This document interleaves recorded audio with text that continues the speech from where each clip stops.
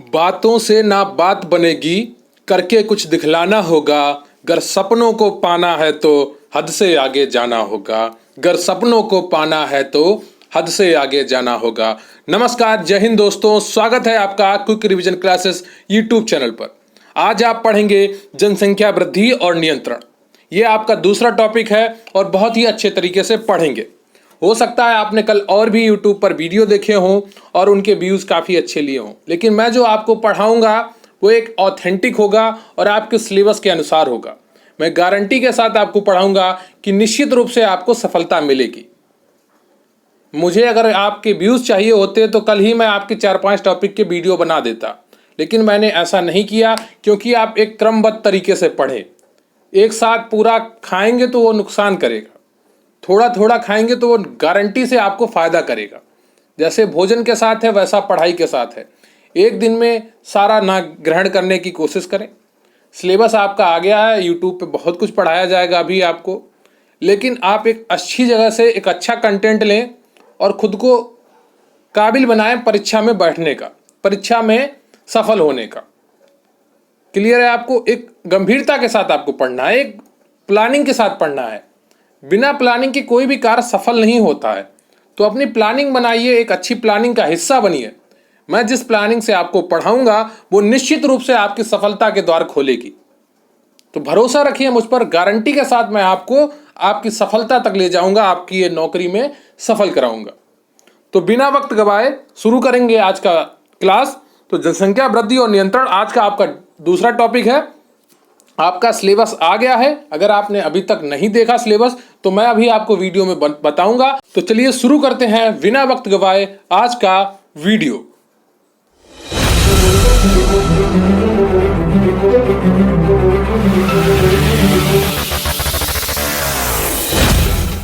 लेकिन उससे पहले मैं आपसे रिक्वेस्ट करूंगा कि आप वीडियो को लाइक कर लें, चैनल पर नए हैं तो चैनल को सब्सक्राइब कर लें। आपके कमेंट बहुत ही महत्वपूर्ण होते हैं हमारे लिए, तो प्लीज कमेंट करके जरूर बताइएगा कि आपको वीडियो कैसा लगा, और मैं वीडियो के दौरान जो आपसे प्रश्न पूछूं उसका उत्तर भी कमेंट बॉक्स में जरूर लिखिएगा। टेलीग्राम चैनल पर आप हमें ज्वाइन कर सकते हैं, इसका लिंक आपको डिस्क्रिप्शन बॉक्स में मिल जाएगा। और प्लीज वीडियो अंत तक देखें। तो आप देख रहे हैं quick revision classes YouTube channel और आपका ऑफिशियल सिलेबस आ गया है। ठीक है, मुख्य सेविका भर्ती का ऑफिशियल सिलेबस आ गया है और मैं आपको डेली ऑफिशियल सिलेबस बताऊंगा ताकि आपके दिमाग में सारे टॉपिक बैठ जाएं और आपके परीक्षा में पूर्णतः याद रहे कि आपके क्या क्या आने वाला है। आपको डेली दिमाग में याद कराया जाए कि आपकी परीक्षा में क्या क्या टॉपिक है, आपको क्या क्या पढ़ना है, मानसिक रूप से आप उसके प्रति तैयार हो सकें। इससे मैं पहले कि मैं आपको एक बार आपके ऑफिशियल सिलेबस से रूबरू कराऊं, उससे आज का आपका प्रश्न है, विटामिन ए की कमी से कौन सा रोग होता है। प्रश्न है आपका, विटामिन ए की कमी से कौन सा रोग होता है। आपको याद है तो बहुत अच्छी बात है, आप ऐसे लिखिएगा। नहीं याद है तो गूगल पर सर्च करके लिखिएगा या किताब में देखकर लिखिएगा, या पहले में ही मैं आपको विटामिन पढ़ा चुका हूं बहुत अच्छे तरीके से, उसे हजारों लोग देख चुके हैं उस वीडियो को, तो आप भी देख सकते हैं। हमारे चैनल पर वो वीडियो उपलब्ध है टेलीग्राम पर, वहां पर आपको लिंक मिल जाएगा। क्लियर है? तो अच्छे से पढ़ाई करिए एक क्रमबद्ध तरीके से। तो अगर जब आप इसका उत्तर लिखें कमेंट बॉक्स में, तब विटामिन ए की कमी से होने वाला रोग यह है, ऐसे लिखें। ये नहीं कि केवल रोग का नाम लिख दें। तो अपना उत्तर भी बताएं कि आप पता चले विटामिन सी की कमी से वाला रोग लिख दें, बाद में कहें मैंने तो विटामिन सी का लिखा था। इसलिए पूरा उत्तर लिखें, विटामिन ए की कमी से होने वाला रोग, फिर रोग का नाम। क्लियर है? तो आज का आपका प्रश्न है, विटामिन ए की कमी से होने वाला रोग कौन सा है। क्लियर है? ये कमेंट बॉक्स में आपको लिखना है। तो आपका सिलेबस है मुख्य सेविका की भूमिका और जिम्मेदारियां, ये आपका है। ठीक है, इस पे मैं एक छोटा सा वीडियो बना चुका हूं मुख्य सेविका के कार्य से रिलेटेड। अगर आप वो देखेंगे तो उससे आपको काफी जानकारी मिल जाएगी। क्लियर है आपको? लेकिन मैं आपको फिर से एक बार इसको अच्छे तरीके से बताऊंगा, कंटेंट इकट्ठा कर लूं ताकि आपको एक एक चीज बता सकूं। विवाह, परिवार, जाति, लिंग और असमानता, धर्म और भाषाएं, ये चीजें आपको पढ़नी है। सामाजिक समस्याएं और विशेष रूप से बच्चों और महिलाओं से संबंधित मुद्दे।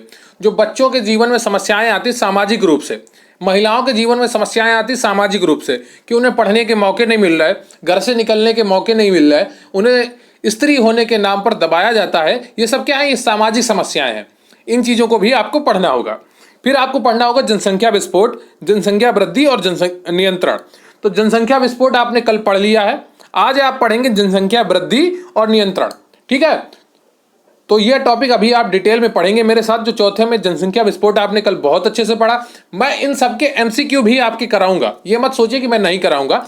एक बार आप थोड़ा थोड़ा पढ़ लीजिए, इन चीजों को एक बार समझ लीजिए डिटेल में, फिर इनके एमसीक्यू भी मैं आपको कराऊंगा। आपके प्रश्न कैसे, प्रश्नों को मैं ऐसे बना के रख दूं जो आपकी परीक्षा में ना आने लायक हो, तो उससे आपका नुकसान होगा। मैं चाहता हूं कि आप वही प्रश्न करें जो आपकी परीक्षा में आ सकते हो, तो उनको बनाने में थोड़ा समय लगेगा, है ना। एक अच्छा कंटेंट चाहिए आपको, तो मुझ पर भरोसा रखिए। अच्छे कंटेंट के साथ मैं आपको पढ़ाऊंगा ताकि आपका कुछ भी नुकसान ना हो, आप कोई गलत जानकारी लेकर ना जाए। गरीबी, दहेज, घरेलू हिंसा, तलाक, अंतर और अंतर पीढ़ी संघर्ष, जातिवाद। ठीक है, ये चीजें आपको पढ़नी होगी। छठे नंबर पर है सामाजिक परिवर्तन, सामाजिक नियंत्रण। समाज में कैसे परिवर्तन आता है और कैसे नियंत्रण किया जाता है समाज पर, उस चीज को आपको समझना होगा। ऊर्जा और बेसल उपापचय, ये चीजें आपको पढ़नी होगी। संतुलित आहार, भोजन का कैलोरी मान और वजन प्रबंधन, तो किस उम्र में कितना वजन होना चाहिए, इस चीज को भी आपको जानकारी रखनी होगी। ये सब मैं आपको पढ़ाऊंगा। भोजन के आवश्यक घटक, प्रोटीन, कार्बोहाइड्रेट, वसा, विटामिन, खनिज, पानी, उनके स्रोत, कार्य, आवश्यकताएं और कमी से होने वाले रोग। ठीक है, तो विटामिन वाला चैप्टर आपको रट लेना है। इसका लिंक मैंने टेलीग्राम चैनल पर भेज दिया है, उसको आप अच्छे से देख लीजिए। मैं दोबारा एक बार विटामिन फिर से आपको पढ़ाऊंगा, तो आपको काफी अच्छे से तैयार होगा। अगला है गर्भधारण और गर्भावस्था की जटिलताओं के संकेत, प्रसव, गर्भधारण के दौरान पुष्टाहार की आवश्यकता, जन्म के चरण, प्रसव के प्रकार, महिला स्वास्थ्य एवं गर्भपात। क्लियर है आपको, ये चीजें पढ़नी होगी आपको। फिर पढ़ना होगा वृद्धि एवं विकास, शारीरिक विकास, मोटर विकास, भावनात्मक विकास, भाषा विकास, सामाजिक विकास, संज्ञानात्मक विकास। नवजात की देखभाल, स्तनपान के तरीके, कुपोषण एवं पूरक पोषण, जीवन चक्र के दौरान पोषण, शैशवावस्था, बचपन, किशोरावस्था, भारत में शिशु मृत्यु दर एवं मातृ मृत्यु दर, इसको भी आपको ध्यान से देखना होगा। इसको कैसे घटाया जा सकता है, इसको कैसे बढ़ाया जा सकता है, ये सब मैं आपको डिटेल में पढ़ाऊंगा। फिर 14 नंबर पर है आपका खाना पकाने के दौरान पोषक तत्वों का संरक्षण, खाद्य पदार्थों के अंकुरण, किण्वन, खाद्य तालमेल के पोषण मूल्य को बढ़ाने के पारंपरिक तरीके। हो सकता है आपने बहुत से लोगों ने गृह विज्ञान में, होम साइंस वालों ने ये चीजें पढ़ी हो, ये 14 नंबर पर जो है, लेकिन आप एक बार डिटेल में मुझसे पढ़ेंगे तो अच्छे से आपका रिवीजन हो जाएगा। फिर आपको पढ़ना है बाल विकास के चरण और विकास को प्रभावित करने वाले कारक। कौन कौन से कारक विकास, बालकों के विकास को प्रभावित करते हैं। प्रतिरक्षण के प्रकार और अनुसूची, रोग, जितने भी रोग हैं आपके इसमें वो आपको देखने हैं। ठीक है, यहाँ पे डिप्थीरिया होगा, डिप्टीरिया लिख गया है, काली खांसी, टिटनेस, ये सब मैं आपको पढ़ाऊंगा। फिर आता है आपका परामर्श, मतलब एडवाइस जो देते हैं, इसका अर्थ क्या होता है, आवश्यकता क्या है और तकनीक क्या है इसकी, प्रभावी संचार और इसके कौशल क्या होंगे। स्वास्थ्य एजेंसियां, इनके बारे में आपको पूरा पढ़ना होगा। मैं एक वीडियो में ये सारी चीजें आपको पढ़ा दूंगा। ठीक है, एक वीडियो में अगला टॉपिक आपका यही होगा, स्वास्थ्य एजेंसियां, जिसे मैं आपको कल पढ़ाऊंगा। ठीक है, जो 19 नंबर पर है स्वास्थ्य एजेंसियां, जहां से सबसे ज्यादा प्रश्न बन सकते हैं, सबसे पहले मैं आपको वही टॉपिक पढ़ाऊंगा। क्लियर है। फिर है आपका सार्वभौमिक टीकाकरण कार्यक्रम, जन्म से पूर्व, जन्म के पश्चात टीकाकरण, ये चीजें आपको पढ़नी है। क्लियर है। तो आज का जो टॉपिक है उसको शुरू करने से पहले मैं आपको एक छोटी सी जानकारी देना चाहता हूं कि अगर आप अपनी नौकरी के प्रति दृढ़ संकल्पित हैं, आप मुख्य सेविका में अपना स्थान पक्का करना चाहते हैं, तो हमारे चैनल पर चल रहा है मुख्य सेविका स्पेशल पीडीएफ बैच, जिसकी फीस 451 रखी गई थी, लेकिन 3 सितंबर तक आप इससे सिर्फ 415 रुपए में जुड़ सकते हैं। क्लियर है आपको।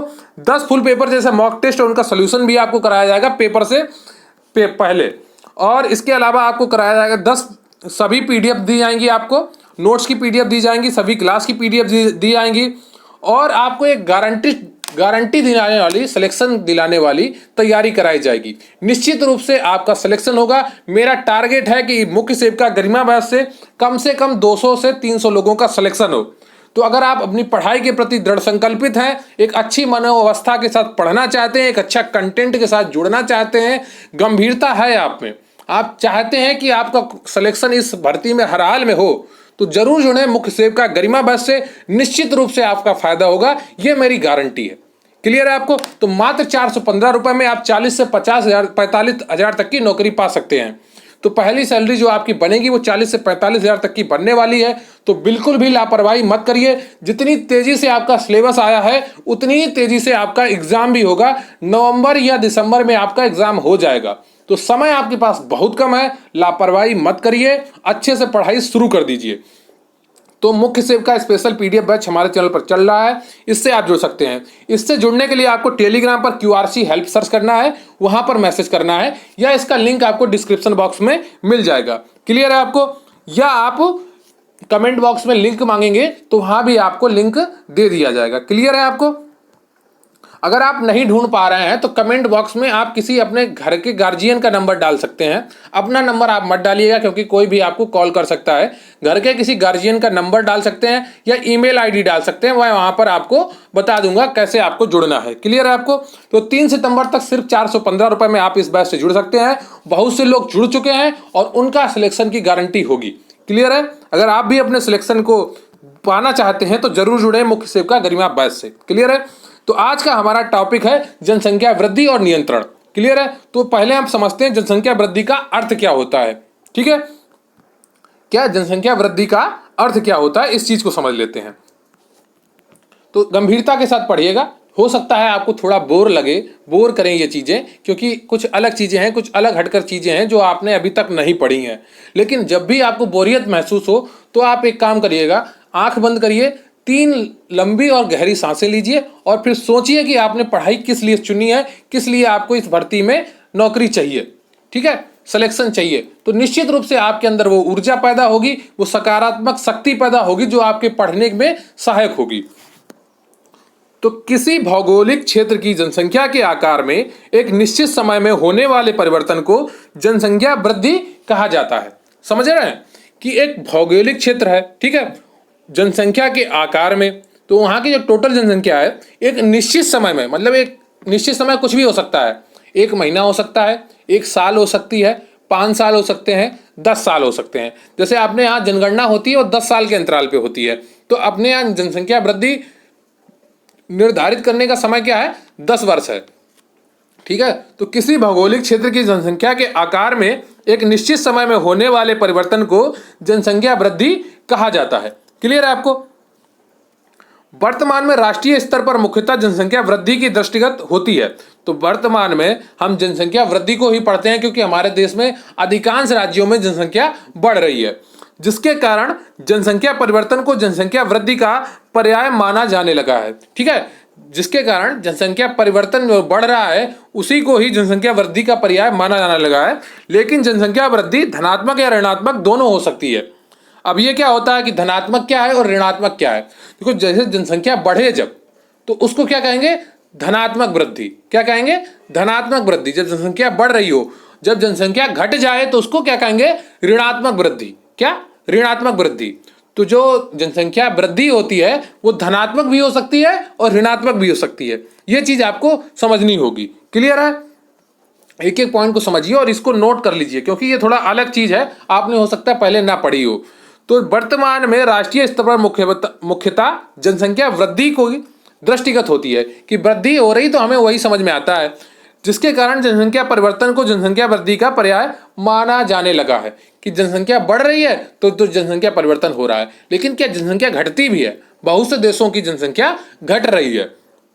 जनसंख्या वृद्धि धनात्मक या ऋणात्मक दोनों हो सकती है। क्लियर है? जनसंख्या घट रही होगी तो उसे ऋणात्मक जनसंख्या वृद्धि कहेंगे, जनसंख्या बढ़ रही होगी तो उसे धनात्मक जनसंख्या वृद्धि कहेंगे।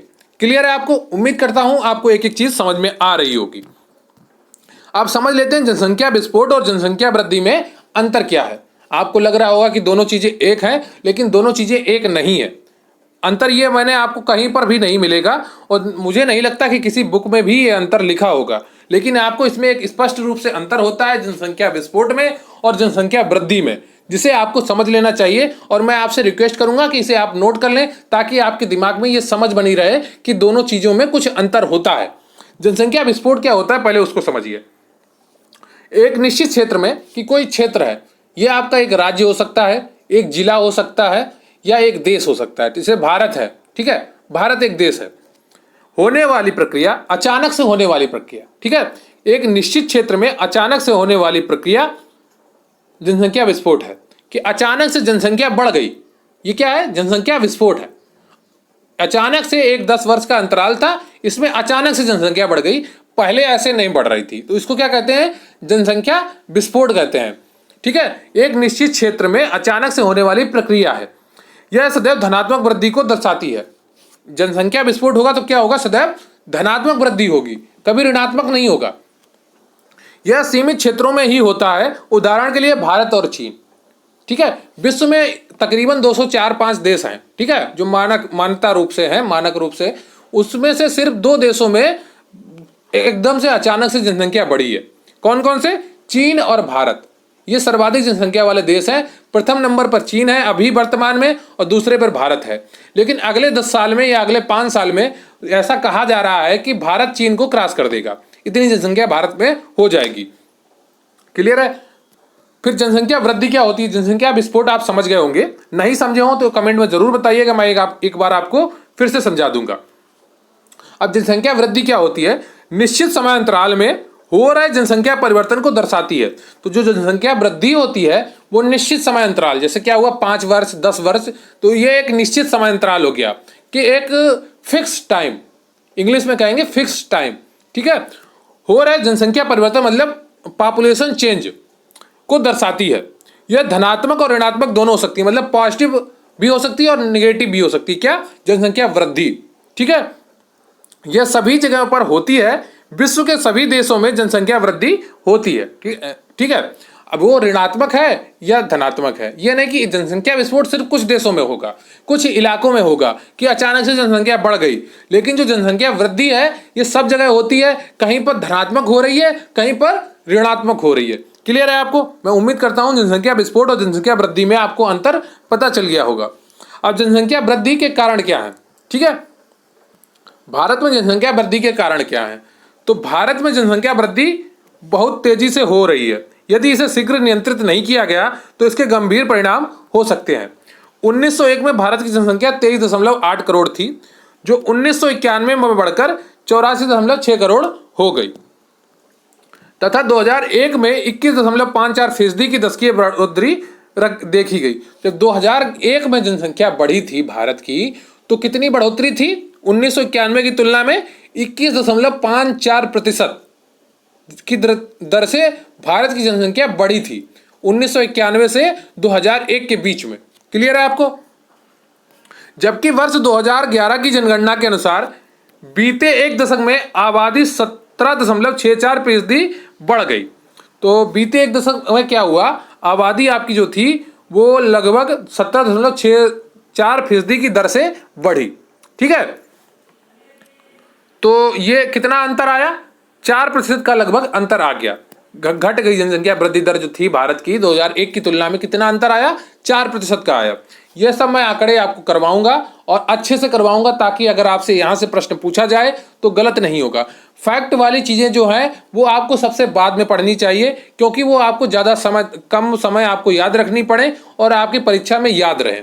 ठीक है, तो जो फैक्ट वाली चीजें हैं जैसे विटामिन हो गया और ये आपके जनसंख्या के आंकड़े हो गए, ये सब आपको क्या है एग्जाम से पहले पढ़ने चाहिए, ताकि आपको इन चीज़ों का कम देर तक आपको ये रट्टा मारना पड़े। एग्जाम से पहले आप इनको रटें और एग्जाम में जाके सही कराएं, इतना आपको करना चाहिए।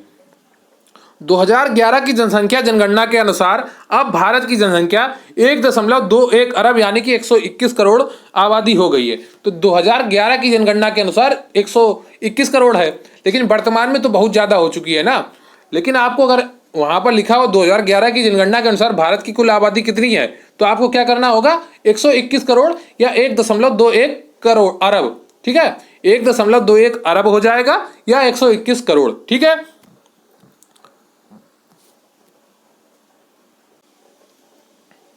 तो जनसंख्या की दृष्टि से विश्व में भारत का चीन के बाद दूसरा स्थान है। ठीक है, पहले नंबर पर चीन है, दूसरे नंबर भारत, ये आपको पता होगा।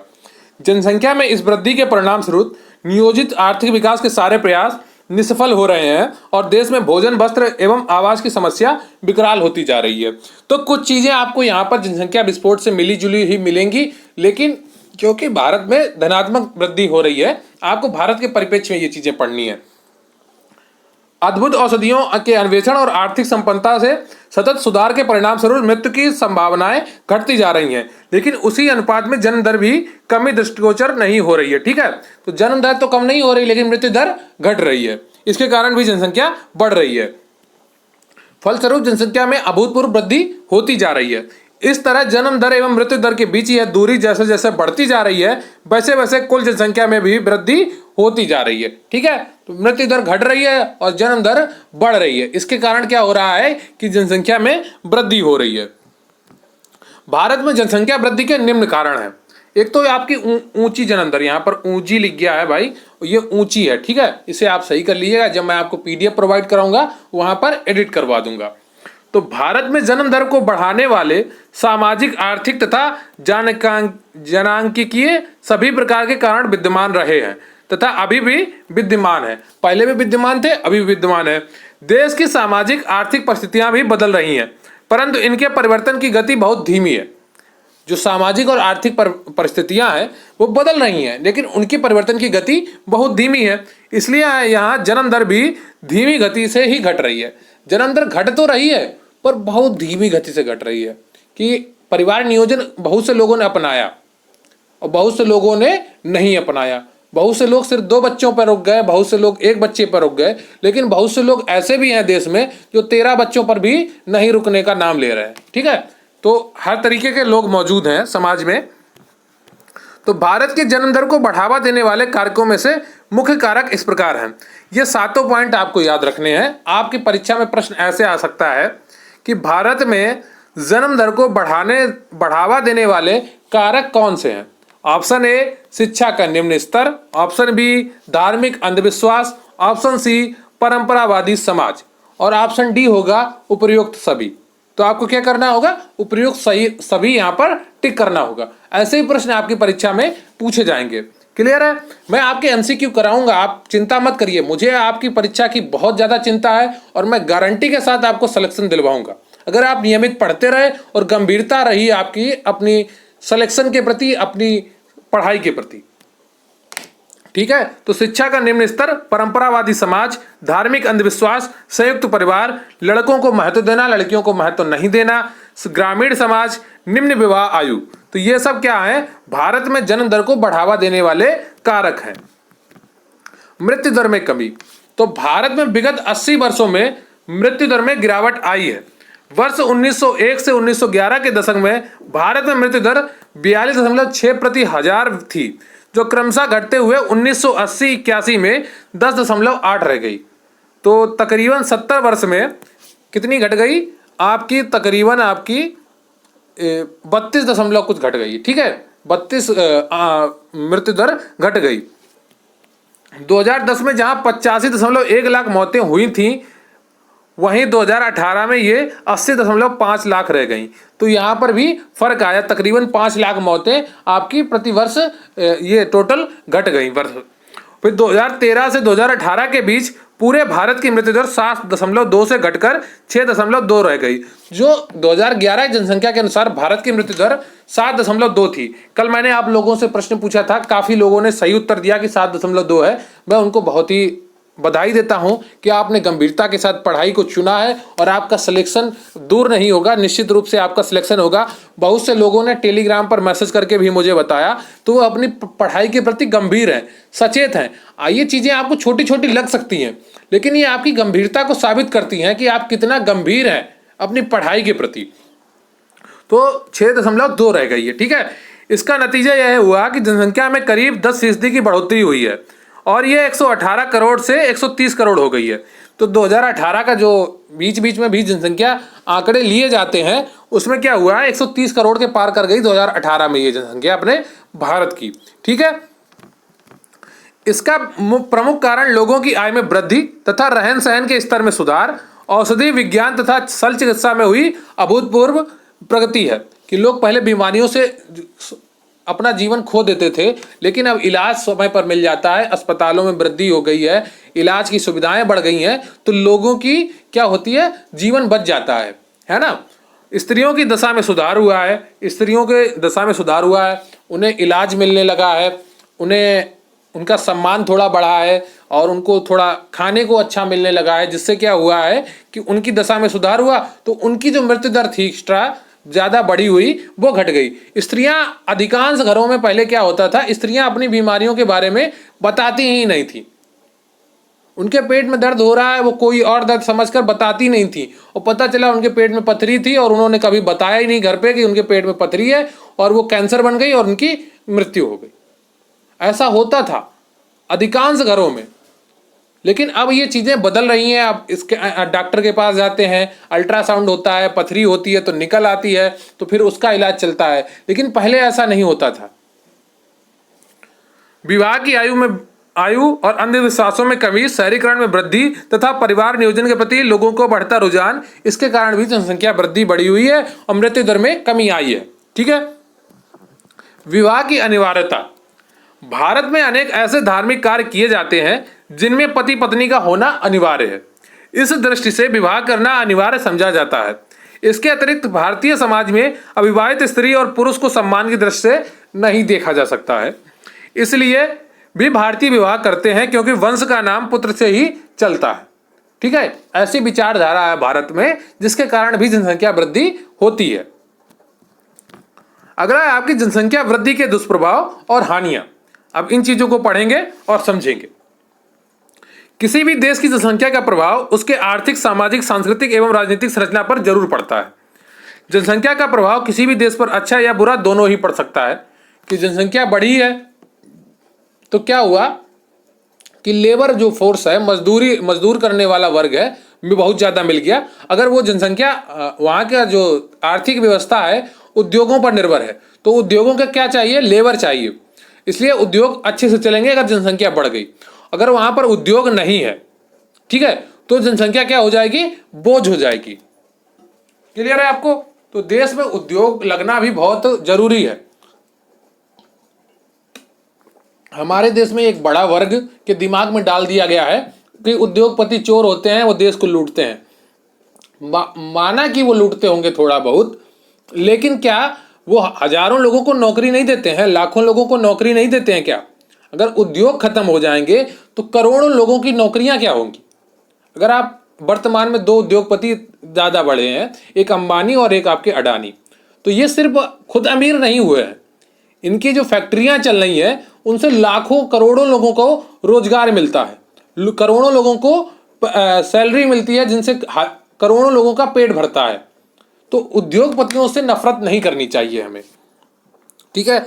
अलग अलग देशों की आर्थिक, सामाजिक ढांचे के अनुसार इसका मूल्यांकन किया जा सकता है।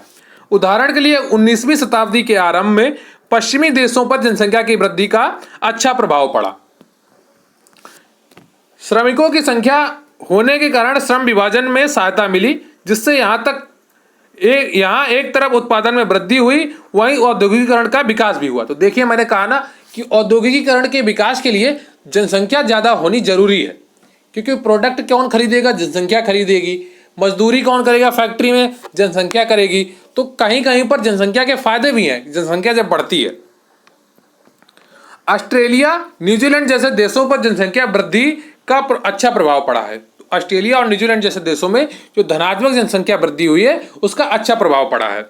यदि वहीं भारत की बात करें तो स्वतंत्रता के बाद भारत की तेजी से होने वाली जनसंख्या वृद्धि भारत के लिए आज भी बहुत बड़ी समस्या बनी हुई है या बन गई है। ठीक है। तो जनसंख्या वृद्धि के प्रभाव अथवा दुष्प्रभाव इस प्रकार हैं। तो प्रभाव और दुष्प्रभावों को देख लेंगे और फिर आपका ये वीडियो समाप्त हो जाएगा। कृषि पर प्रभाव क्या है? भारत जैसे विकासशील देश में जनसंख्या का प्रभाव कृषि व्यवस्था पर स्पष्ट रूप से देखा जा सकता है। कृषि भूमि सीमित है, कृषि से जुड़े हुए साधन अभी भी प्राचीन है। आधुनिक कृषि के उपकरणों को धनी किसानी ही प्रयोग कर सकते हैं। जो अमीर किसान है वही आधुनिक उपकरणों को प्रयोग कर सकते हैं। सीमित उत्पादन से ग्रामीण जनसंख्या की आवश्यकताएं पूर्ण नहीं हो पाती, वही भूमि के टुकड़े टुकड़े भी हो रहे हैं। ठीक है।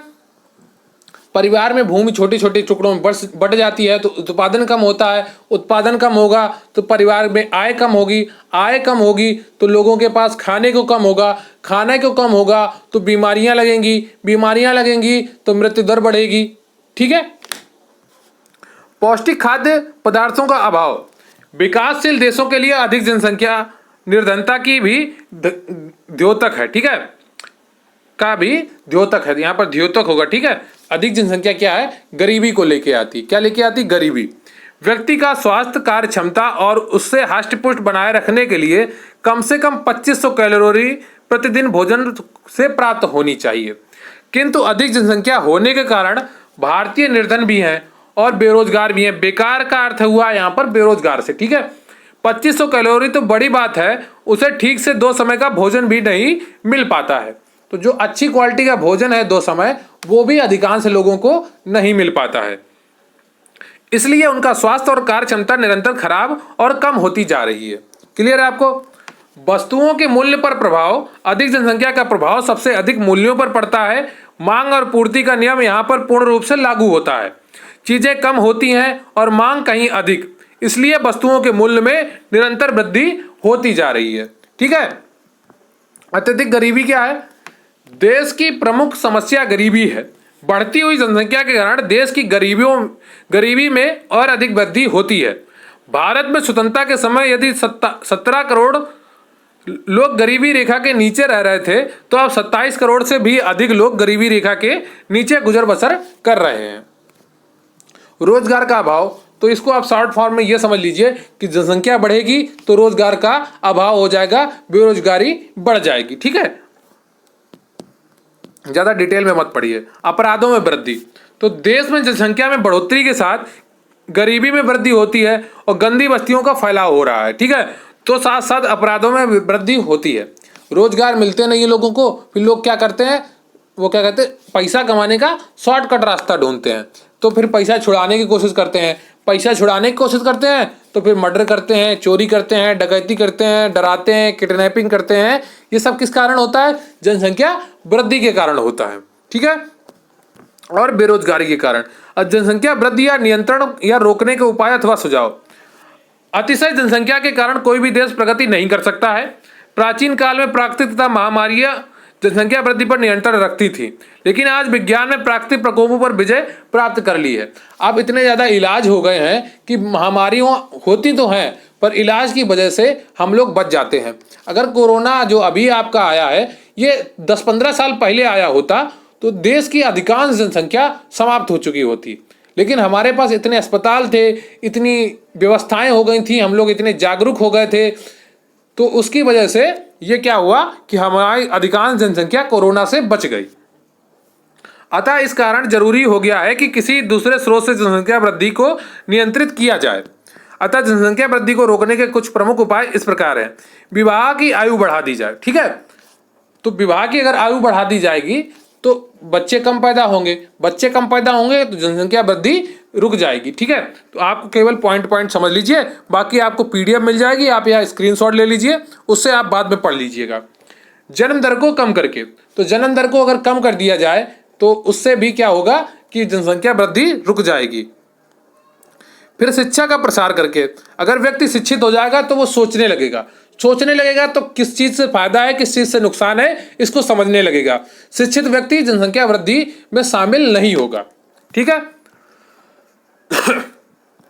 अगला पॉइंट है परिवार नियोजन के तरीकों का उपयोग कर जनसंख्या वृद्धि को रोका जा सकता है।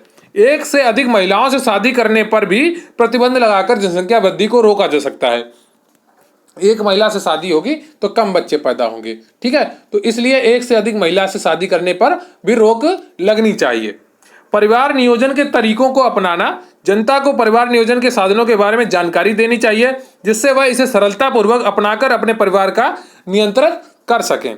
क्लियर है आपको। तो ये रहा आपका जनसंख्या वृद्धि से जुड़ी हुई पूरी जानकारी। जनसंख्या क्यों वृद्धि होती है, उसके क्या दुष्प्रभाव हैं और उसको कैसे नियंत्रित किया जा सकता है। एक एक चीज आपने डिटेल में पढ़ी। आज जनसंख्या विस्फोट और जनसंख्या वृद्धि में अंतर भी आपने समझा। तो ठीक है, आपको क्लास कैसी लगी कमेंट करके जरूर बताइएगा। जो आज का आपका प्रश्न है उसका उत्तर भी कमेंट बॉक्स में लिखिएगा, मुझे आपके उत्तर का इंतजार रहेगा। आपके कमेंट्स मुझे बहुत ही प्रभावित करते हैं, मुझे आपके लिए वीडियो बनाने के लिए ऊर्जा देते हैं। तो मुझे आपके कमेंट्स का इंतजार रहेगा। एक छोटी सी सूचना है आपके लिए, वो आप सुन लीजिए, फिर आपका वीडियो समाप्त हो जाएगा। तो हमारे चैनल पर मुख्य सेविका स्पेशल पीडीएफ बैच चल रहा है, जिसकी कीमत 451 रुपए थी, लेकिन 3 सितंबर तक आपके लिए मात्र 415 रुपए है, ठीक है। टेलीग्राम पर आप QRC हेल्प सर्च करके वहां मैसेज करें, आपको पूरी जानकारी प्रोवाइड कर दी जाएगी। इस बैच में आपको सभी क्लासेस की PDF दी जाएंगी, नोट्स की PDF दी जाएंगी, 10 फुल पेपर जैसे मॉक टेस्ट और उनका सोल्यूशन भी दिया जाएगा आपको। क्लियर है आपको?